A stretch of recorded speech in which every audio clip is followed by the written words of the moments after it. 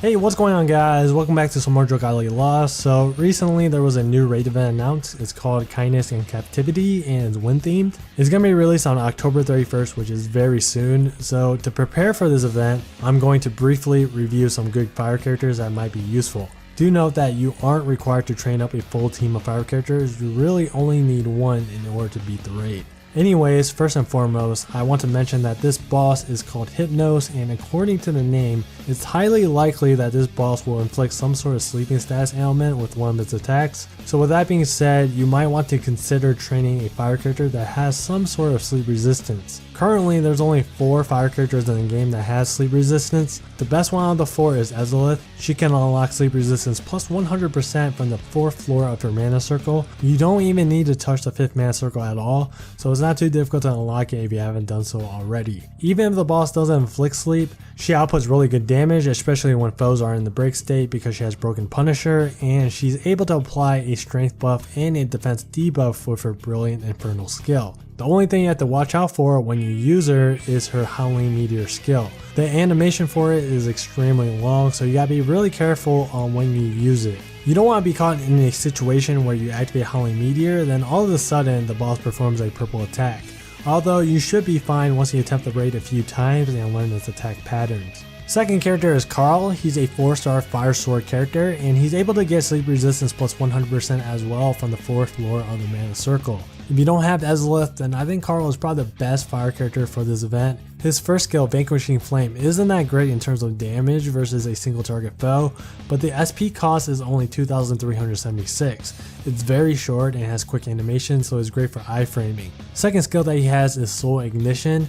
At level 2, it buffs the team's strength by 15% for 15 seconds. I believe he's the only fire character in the game with an AoE strength buffing skill, so Carl is going to be very valuable for any group out there. Then, he's a sword character, and that's great on its own. I think swords are probably the strongest weapon type if we consider all things.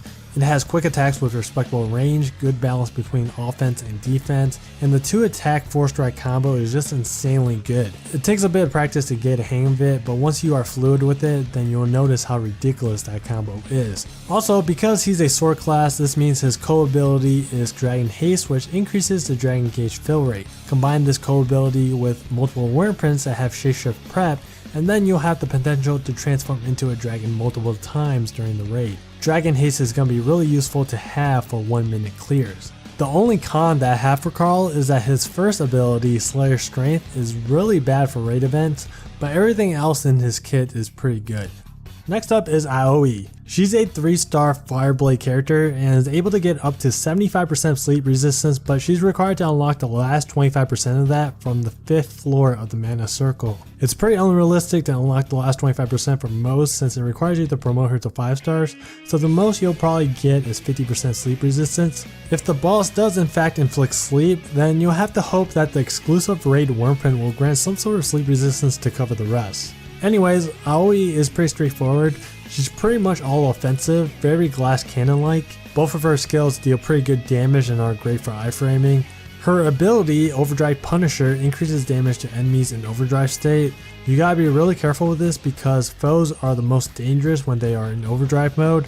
Aoi, like I said, is very glass cannon. She has one of the lowest health in the game, so make sure you save her skill activations for iframing during overdrive mode. At least she's a blade class, so she's very safe. She has the ability to 4-strike out of danger quite easily if you ever find yourself in a pinch.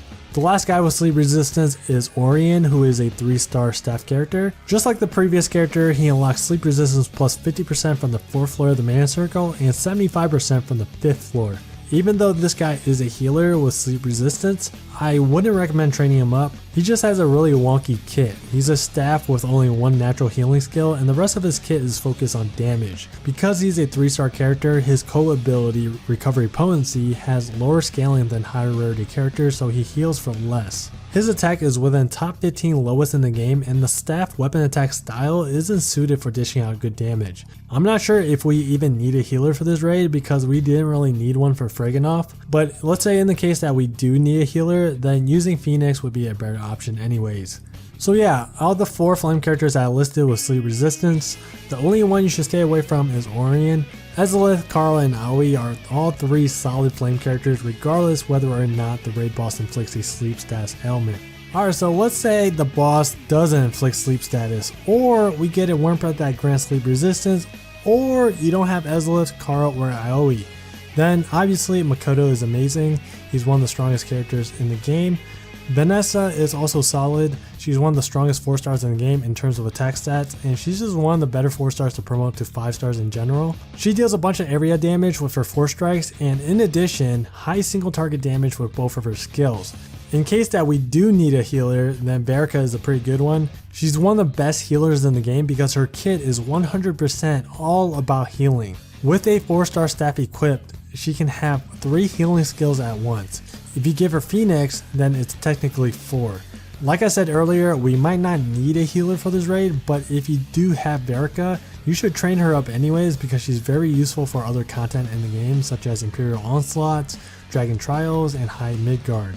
Then we have Yuden. He's honestly not that bad. I would actually put him on the list of top characters to promote to 5 stars, mainly because he can unlock player experience plus 50% at 5 stars. And again, just like Carl, Yuden being a sword class comes with a bunch of great benefits.